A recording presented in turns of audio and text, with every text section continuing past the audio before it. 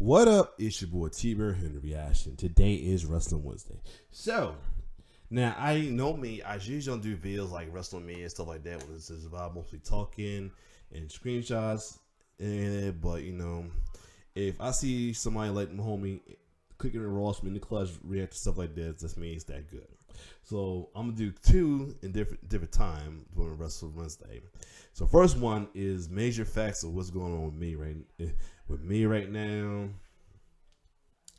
Diehard WWE fans have lost faith.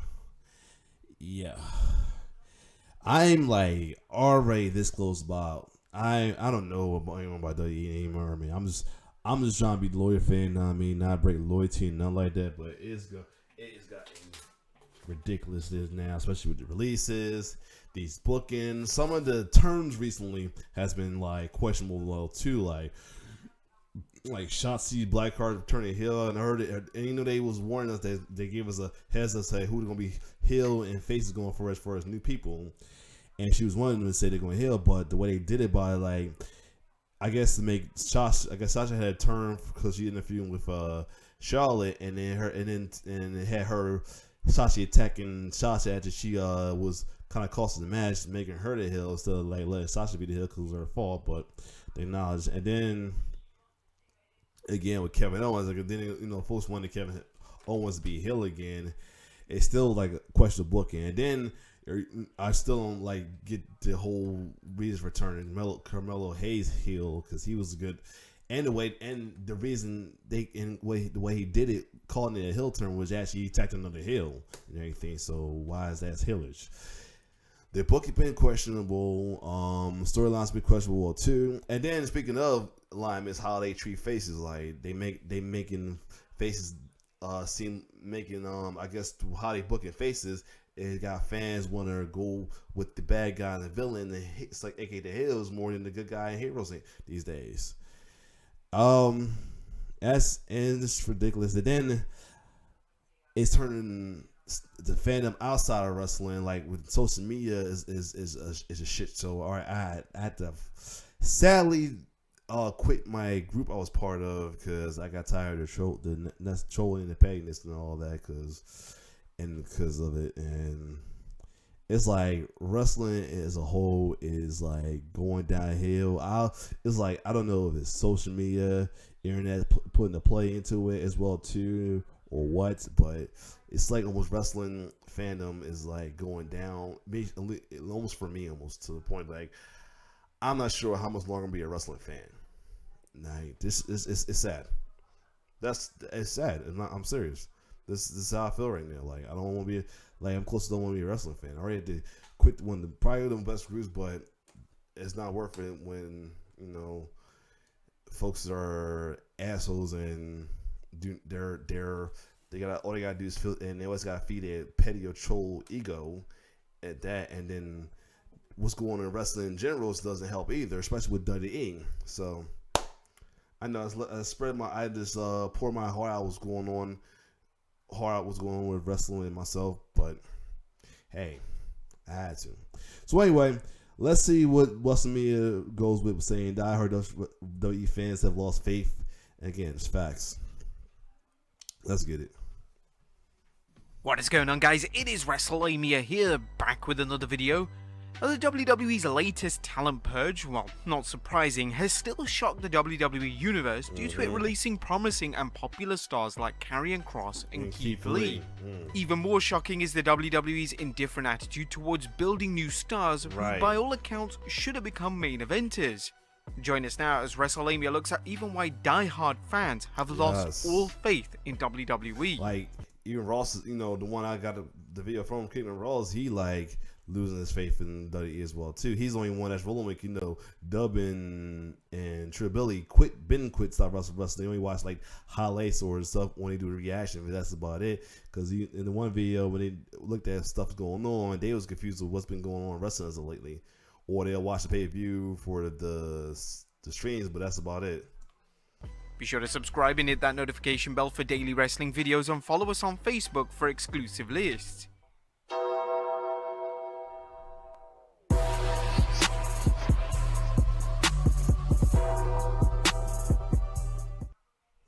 Now it seems that there's been a breaking point for fans. While the WWE's recent releases aren't surprising, as we reported earlier this year more releases were expected. For instance, it's safe to say that fans weren't surprised to see Lince Dorado or Gran Metalik, and especially in light of their rumored request for their release. What is surprising is that the WWE released fan favorites like Keith Lee, Karrion Kross, and Scarlett Bordeaux, popular wrestlers who weren't even given time to I guess fan favorite in Jericho, fan favorite is really a face, and Rubric is the heel, but you get, I guess. succeed. These wrestlers exemplified the WWE's universe's continued frustrations with the promotion, frustrations which have pushed fans over the edge. Kross, not to mention his manager Scarlett, and Keith Lee are just the latest in some of the mystifying moves by the WWE this year.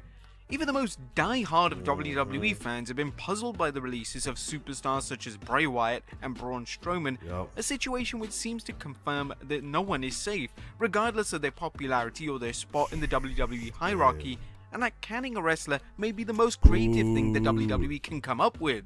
Now, there are some puzzling problems, as fans' frustrations are obvious from the decline in ratings and the WWE's failure to build its ratings off successful gimmicks like the heel Roman Reigns.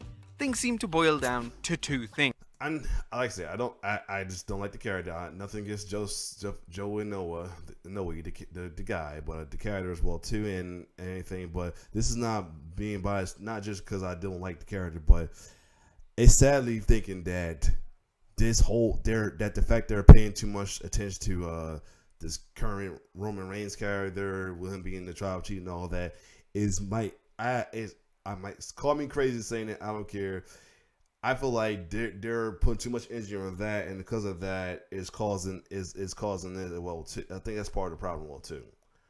It may be crazy, but I feel like it though, because like they're putting too much attention to this so much that, because it's low key getting stale anyway. Even if I was a fan of even if I was rolling with heels, I feel like this whole thing getting stale. Like folks, in the fact that folks want them to hold the title more than more than a year, even 2 years, that's going on. It means that they're giving fuel to folks of the E, putting more focus on them and less focus on bringing up new talents. Number one, the WWE setting characters up to fail, and number two, Mr. McMahon's belief that only he knows what the fans like and want, even if they don't know it. First, let's look at the McMahon mindset. Now, we produced several videos examining the WWE's failures in producing interesting stars, so we won't repeat the same content in detail. No, I'm right. No, I got feeling to be right what I say, because I think about it, because that's what's going on before Roman Reigns became the tribal chief. Well, more like a tribal dickhead. Brock was the problem too, because folks was like keep putting the Universal title on Brock here and there, and he's like MIA and everything with it, and like holding the belt hostage and everything. It's kind of almost like they do the same with Roman too. He's there every day, but he's barely defending the title as much as well too. So he was just as bad as Brock. But yeah. But a big part of the problem is Vince McMahon's idea that he's the only person who truly understands what interests fans. That is why so many wrestlers have soared in NXT only to crash during their time on the main roster. Things reached their ultimate end when McMahon took control of NXT and rechristened it NXT 2.0, with the show focusing on young stars with big physiques. No matter how popular or successful a wrestler has been on NXT, Vince McMahon always seems to assess them and or change them to fit his own vision. But are they setting new stars up to fail? Well, I will say this: NXT 2.0 is not. I like it. You know what I mean? I like where it's going, but it ain't like the old NXT. But I still like it though. I like where it's going. Yeah, the slew of NXT stars who have fizzled on the main roster leads fans to think about the WWE is setting them up to fail. What often happens is that the WWE takes an established character and gives them a new gimmick or look. And as fans know, wrestlers have traditionally been repackaged when they begin to get stale and or capitalize on a new trend in wrestling. Far too often, however, the WWE takes characters and repackages them because they have no idea what to do with them regardless of their past success. Further complicating things. I'm gonna say it again. How could you fuck up? How was you able to fuck up Keith Lee, man? I'll take that caption off. How y'all was able to fuck up Keith Lee, man, for real? That's why the caption key hit C-Box when hit space. How did y'all fuck that up? Like, oh my god. How do y'all fuck that up? Big time. This is the WWE's lack of follow-up after it modifies its wrestlers. Let's look at 2 examples, including 3 wrestlers who were recently released. Exhibit A, Keith Lee. Keith Lee quickly made a name for himself in NXT, with the Limitless One's size and strength impressing fans, but his agility flooring them. Lee's appearance at the 2019 Survivor Series had fans dying to know when he would debut on the main roster, and when he debuted in 2020, it seemed like the WWE was going to push him to the moon, giving Lee a big pay-per-view win over Randy Orton at Payback. Right. I mean, what a start. However, Lee's push stalled as the WWE couldn't seem to figure out a spot for him, despite the fans getting behind him and Lee providing impressive performances. Right. After a lengthy absence due to a COVID-19 related illness, Lee's return was bungled as the WWE put him largely in dark matches, denying Raw a much needed main eventer. When Lee did show up, he often lost, a poor way of booking anyone. The WWE then repackaged Lee as Bearcat Lee, and while the WWE may have felt Lee needed something to jumpstart his career after a lengthy absence, they never gave him any time to get over, failing to create any significant storyline and axing him soon after. Exhibit B, Karrion Kross and he was, because despite his alignment, this was BS too. Though they could have did better with him as well too. Scarlett Bordeaux, a standing 6'4" and weighing 200. It's like that Adam Cole promo ended his career right there. 65 pounds. Karrion Kross seemed like a perfect fit for the big man world of the WWE, and it seemed like he had a rocket strapped to his back. Following his 2020 signing, Kross debuted in NXT in May, and 3 months later, he was crowned NXT champion. After recovering from a separated shoulder, Kross returned towards the end of 2020, showing his dominance and regaining the NXT championship at April 2021's NXT TakeOver.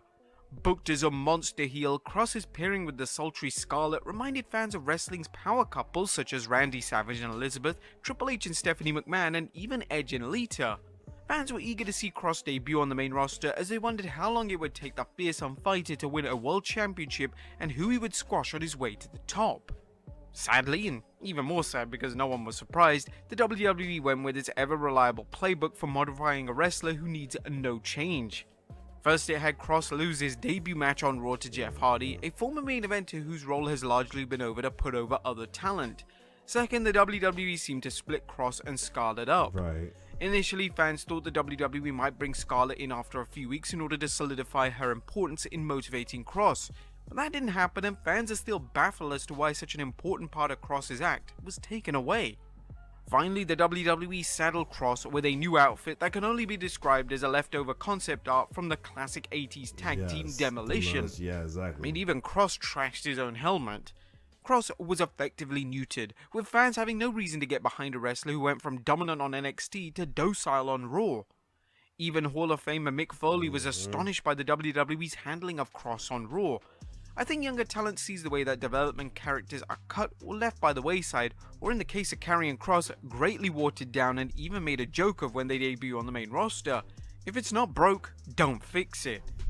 Both Lee and the duo of Karrion Kross and Scarlett demonstrate the WWE's failure to take the elements that work for the characters on NXT and keep them on the main roster. Right. While the pre-NXT 2.0 did cater to a smaller audience than Raw and SmackDown, both Lee and Kross were successful based on the same qualifications that Vince McMahon seems to want.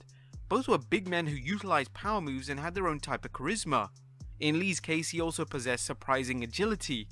Add in his captivating promos and he had a Vince McMahon dream project. Likewise with Karrion Kross, whose monster heel character was perfectly balanced by the presence of Scarlett, creating a Beauty and the Beast narrative. Kross also utilized the showmanship that fans have always enjoyed in the past, otherworldly characters like The Undertaker and Bray Wyatt. So why the hell did Vince McMahon change these characters, robbing them of their appeal and repackaging them only to kick them to the curb? Well, the answer seems to be one fans have heard far too many times.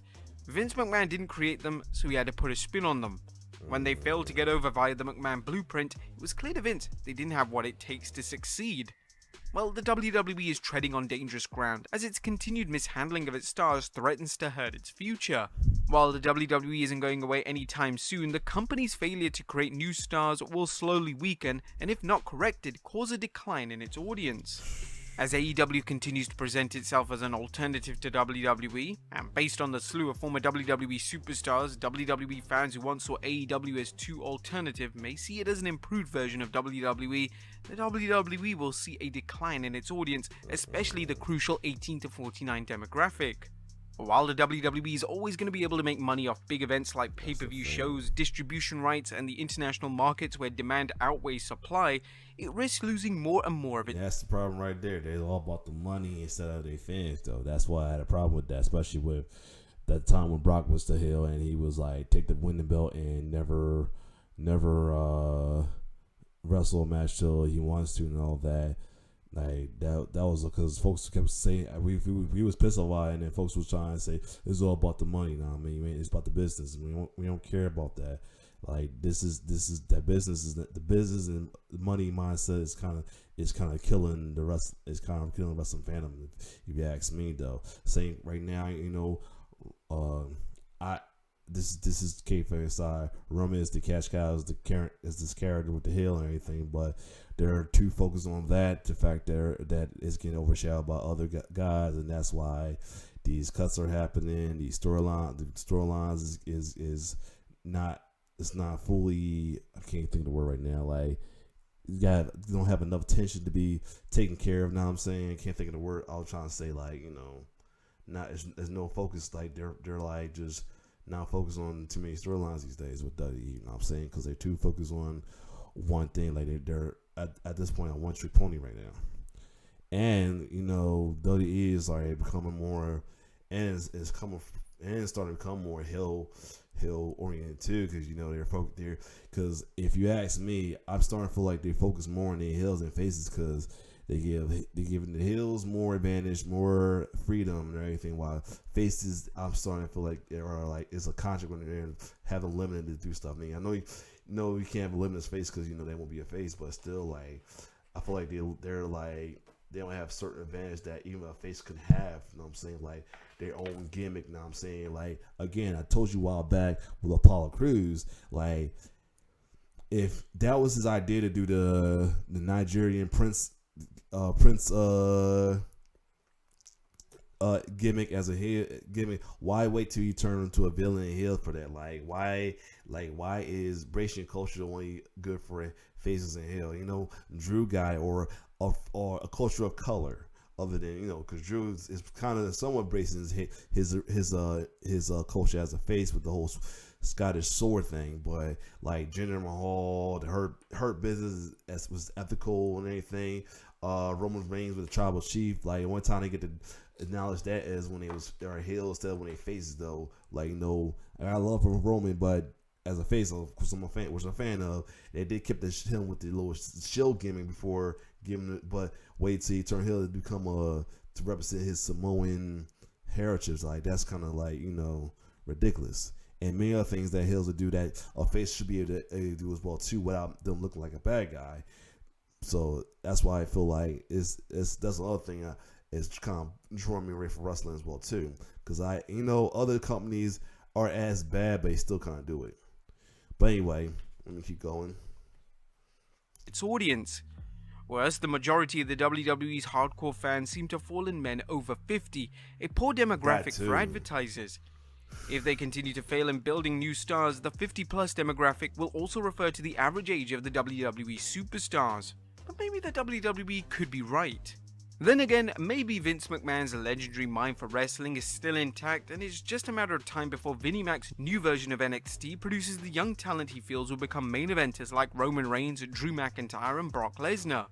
The downside, of course, is that McMahon has invested time and money in stars like Keith Lee, Karrion Kross, Braun Strowman, and Bray Wyatt, the latter two who have shown that they can main event, and the remaining two who seem to have everything McMahon normally looks in for main eventers and who are over with the fans. Vince McMahon has never backed away from taking big risks with his promotion, but his decision to scrap many NXT stars and recent call-ups in favor of building new stars with NXT 2.0 could end up being his biggest failure yet. Yeah. One more costly than the XFL or the WBF. But there you have it, folks. Why even diehard fans have lost faith in WWE? Sure to leave your comments down below. WBF, all the bodybuilder thing.